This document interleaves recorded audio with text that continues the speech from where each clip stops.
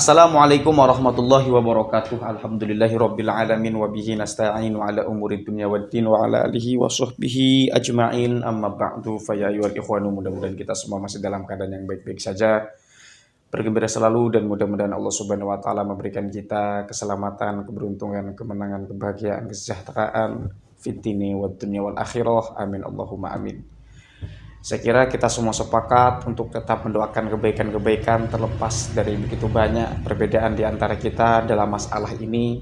Tetapi saya pikir dalam begitu banyak realitas dalam kehidupan sehari-hari kita lebih banyak persamaannya ketimbang perbedaannya. Tidak bosan saya sampaikan kepada teman-teman agar supaya tetap menjaga nilai-nilai keislaman, nilai-nilai persaudaraan di antara kita, dan tidak lupa juga terus junjung nilai-nilai argumentatif dan nilai-nilai keilmuan.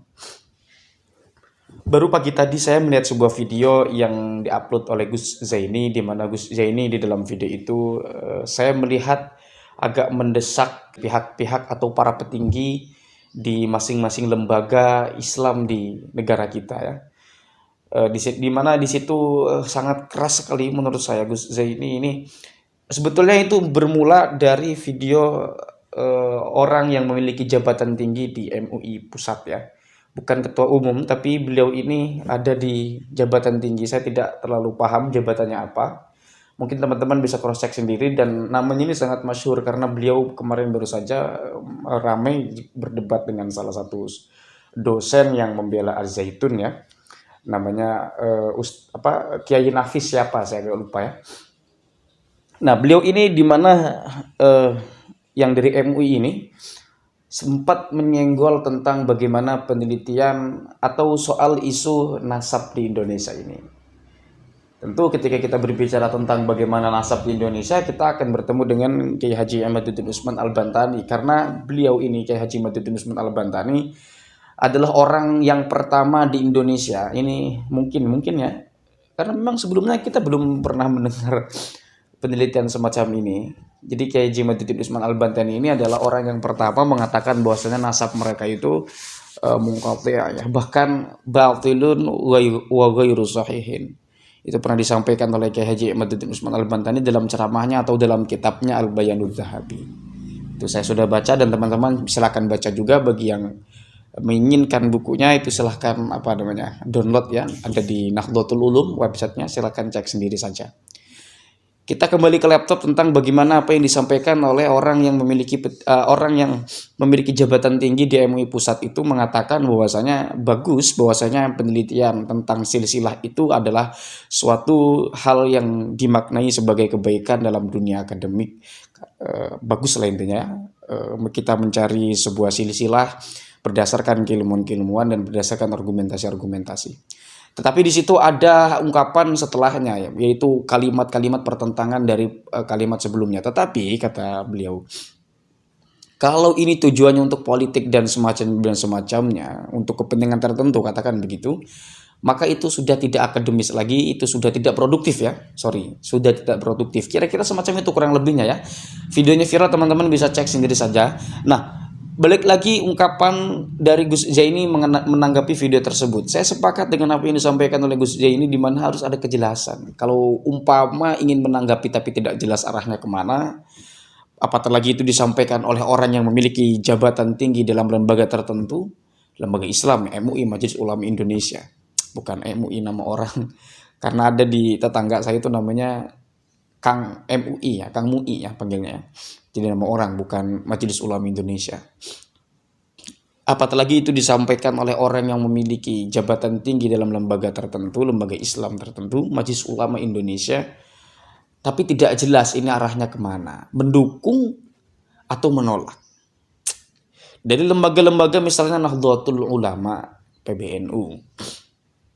Sejak kemarin-kemarin kita lihat belum ada sama sekali kita sebagai umat, sebagai netizen mendengar dari siapa gitu berbicara bahwasanya penelitian Kiai Haji Imaduddin Usman Al-Bantani tertolak, atau penelitian Kiai Haji Imaduddin Usman Al-Bantani harus didukung. Itu belum ada, masih ngambang pernyataan-pernyataan itu, sehingga kita pun kebingungan. Saya teringat kemarin-kemarin ketika Gus Fuad Pleret mengirimkan surat tentang bagaimana soal nasab ini yang ramai di permukaan, itu tembusannya diantaranya kepada Ketua PBNU dan juga Menteri Agama ya, Gus Men atau Gus Yakut yang akrab disebut sebagai Gus Men. Anak-anak Ansor itu masyhur menyebutnya Gus Men ya. Itu mengirim surat kepada mereka, siapa, Gus Fuad Pleret. Deadline surat itu kalau tidak salah 30 Juni atau 30 Juli, saya agak lupa. Kalau 30 Juni sudah ini ya, sudah apa namanya, sudah kelewat. Saya tidak tahu apakah kalau deadline itu suratnya sudah tertinggal, apakah Gus Fuad Pleret akan bersuara lagi atau akan menyikapi tentang bagaimana surat yang belum ditanggapi. Ya sepengetahuan saya belum ditanggapi, walau alam aslinya sudah ditanggapi atau belum. Jadi intinya seperti itu, kami sebagai netizen, kami sebagai umat, kami sebagai masyarakat, kami sebagai rakyat ingin kami kan punya lembaga-lembaga ormas-ormas Islam besar di negara ini, tentu ingin melihat sikap sih bagaimana mereka mengambil atau menyikapi persoalan nasab ini. Kalau dibiarkan terus mengambang sebegini, akan terus ianya menjadi bola liar, akan dilempar ke sana kemari. Saya melihat isu nasab ini juga semacam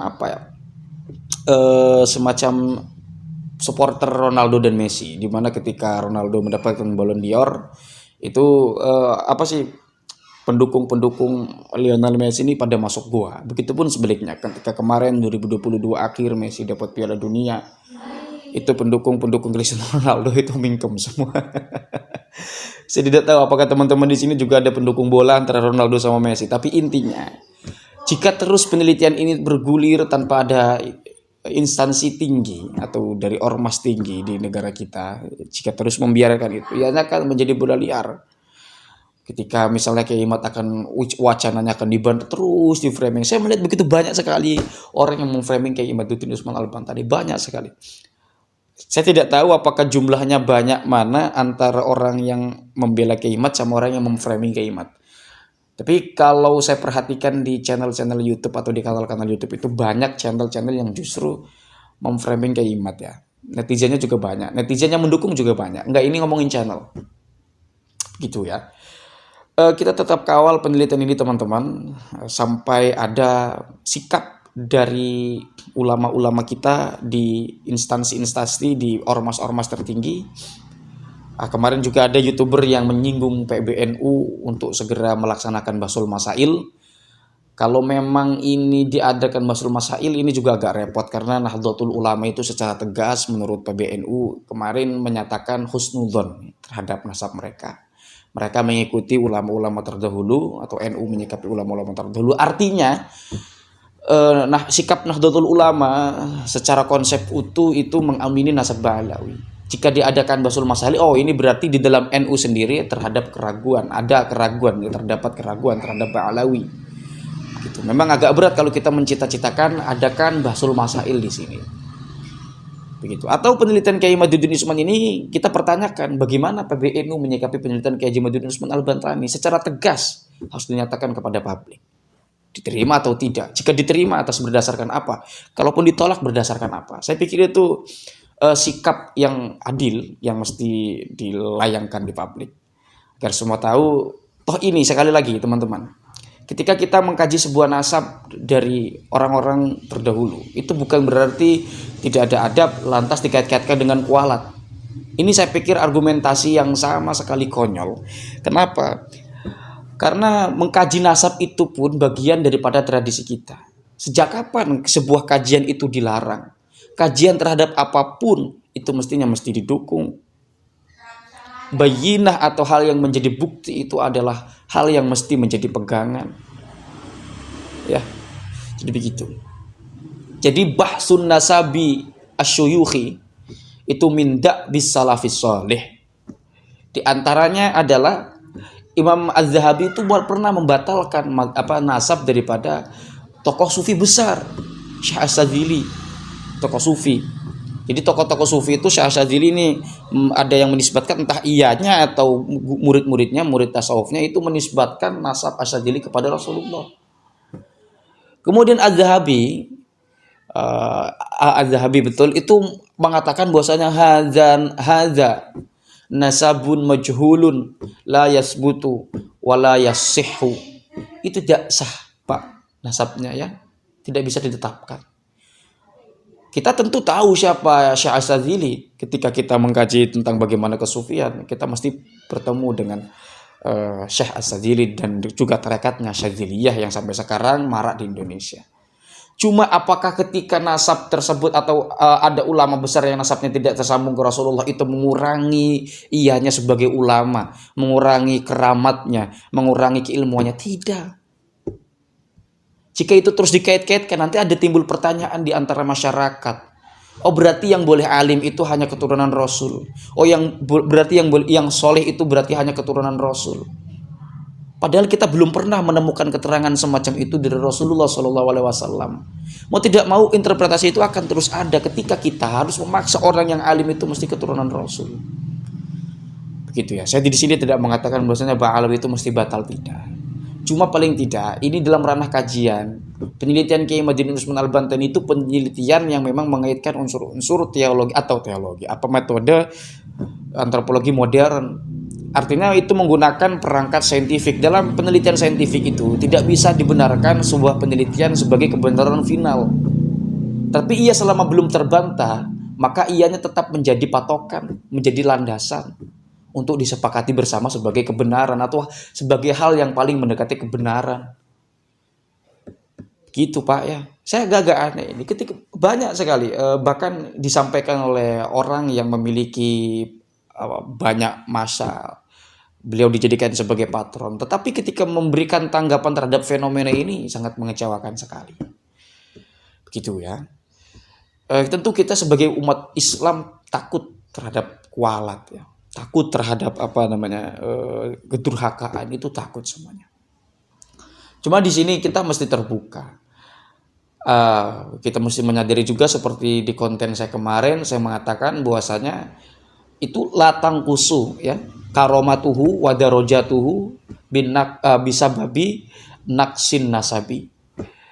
Jadi tidak mengurangi derajat seorang yang alim atau guru kita, tidak mengurangi keramat atau kemuliaan guru kita dengan sebab binaksin nasabihi, ya, dengan sebab kurangnya nasab guru kita itu atau syekh, ya. Jadi itu tidak mengurangi. Kenapa? Karena antara nasab, antara akhlak, adab, keilmuan itu adalah hal-hal yang berbeda yang tidak bisa kita kaitkan bersama, kita kaitkan menjadi satu persoalan, Pak. Kita harus membagi-bagi itu, harus mengklasifikasi itu dalam berbagai konteks, harus cerdas lah. Loh, itu sebuah kajian kok. Saya misalnya dikenal sebagai keturunan Rasul, lantas ada penelitian yang mengatakan menemukan leluhur saya ini tidak sambung kepada Rasul. Kalau saya marah berarti saya tidak bijaksana, saya tidak etis berarti. Gitu ya. Saya teringat dulu pernah sekali saya mendengar ceramah Gus Mus. Ini mungkin hal-hal yang memang ada di dalam kepala saya, ya. Kebimbangan, sesuatu yang menjadi kegelisahan saya. Saya sangat sepakat sekali mendengar ceramah Gus Mus dulu. Beberapa tahun silam, jadi Gus Mus pernah ceramah atau memberikan wejangan dalam sebuah acara di daerah tempat dekat saya tinggal di sini. Di situ Gus Mus mengatakan bahwasanya ketika ada sekelompok orang yang mengatakan Allahu Akbar, itu sakjane katanya. Orang tersebut ini melantunkan takbir Allahu Akbar itu untuk membesarkan Allah atau membesarkan dirinya. Jadi begitu. Ini pertanyaan yang sangat sarkasem sekali. Bukan satire lagi. Bahwasanya kita sering sekali mengatakan bela Islam, kita sering sekali mengatakan kita untuk dakwah li'ila'i kalimatillah, untuk meninggikan kalimat Allah, untuk membela agama Allah. Kita seolah-olah memosisikan diri sebagai Nasiruddin. Ya, tetapi jangan-jangan selama ini yang ada di dalam hati kita ini sebetulnya membesarkan diri sendiri. Ingin membesarkan ego kita, membesarkan nama kita sendiri agar tercatat dalam sejarah misalnya. Itu sebuah penyakit. Makanya di situ Gus Mus mempertanyakan, ini sebetulnya yang dibesarkan Allah atau kita? Begitu ya. Nah, begitupun soal nasab. Kalau saya kias ke dalam persoalan nasab seperti ini, Kita selama ini mengatakan leluhur-leluhur kita, atau kita mengatakan Nabi Muhammad begini, begini, begini. Kita mengatakan nasab mulia begini, begini, begini. Itu sebetulnya yang kita sedang bicarakan nasab yang mulia itu sendiri, atau membesarkan kita yang ingin terlibat dalam nasab mulia tersebut agar orang-orang menghormati kita. Ini sebuah pertanyaan, bukan sebuah justifikasi. Artinya apa? Artinya kok banyak sekali pihak-pihak yang menutupi tentang kajian ini. Wong ini kajian kok. Apakah tidak boleh sebuah kebenaran itu diungkap? Saya tidak mengatakan penelitian Kiai Haji Madudin Usman itu sebagai kebenaran final, tidak. Cuma paling tidak bantahlah kalau memang itu terbantah, Pak. Kalaupun memang tidak terbantah, artinya sahih, penelitian Kiai Haji Madudin Usman Al-Bantani mengatakan Ba'alawi batal. Lantas apa masalahnya? Wong memang misalnya kebenarannya itu sama sekali tidak akan mengurangi kemuliaan mereka sebagai manusia. Gitu ya. Mungkin ini ngeceprok saja. Saya bicara di sini sebagai YouTuber, bukan sebagai orang yang paham agama, bukan sebagai orang yang ini. Mungkin saya keliru, teman-teman bisa menanggapi, teman-teman bisa memberikan komentar, sanggahan, atau kritik di dalam kolom komentar. Silakan teman-teman, tetapi jangan hanya membuli agar saya juga mendapatkan ilmu, agar saya juga mendapatkan pengetahuan dari yang teman-teman sampaikan di kolom komentar. Itu saja mungkin yang dapat saya sampaikan, kurang lebihnya. Tapi mudah-mudahan walau ini durasinya bermenit-menit, banyak kesalahan, banyak kekeliruan, banyak kekurangan, banyak tak kesempurnaan, ketidaksempurnaan maksudnya. Saya berharap mudah-mudahan ada manfaatnya walau satu kalimat, walau satu huruf. Ya, karena saya pun ini ingin segera masalah ini segera tuntas, dan para petinggi-petinggi itu untuk berbicara lah ya. Karena mereka itu orang yang lebih mahir, orang yang lebih memiliki wewenang untuk berbicara dalam persoalan ini. Allahumma hdina hadasabil. Wassalamualaikum warahmatullahi wabarakatuh.